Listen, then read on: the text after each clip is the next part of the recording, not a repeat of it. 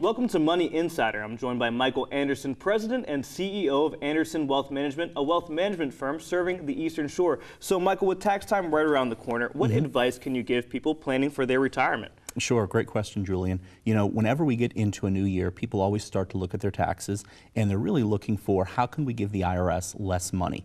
And I certainly would encourage that. It's a very laudable goal.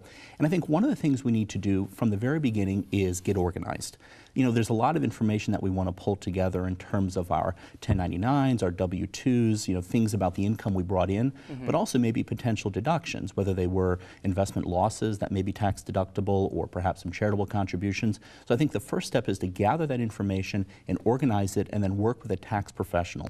Someone who has experience and who understands the very complex tax code that we have, so you can actually use it to potentially take advantage of it and pay less to the IRS. Now, taking advantage, one of the things I hear about are these tax incentives. What tax incentives would somebody who's trying to plan for retirement, which ones should they look into? Oh, golly, my favorite one is the capital loss rule. Okay. So outside of a retirement account, if you have an investment that you sell for a loss, so you sold it for less than you paid, you can generally deduct that loss.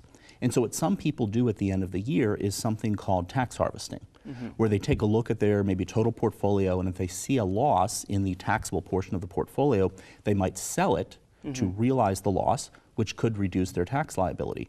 But, Julian, it's very important to understand something called the wash sale rule.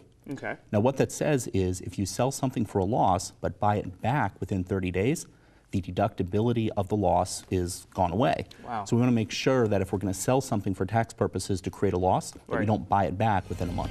There you go. Excellent advice.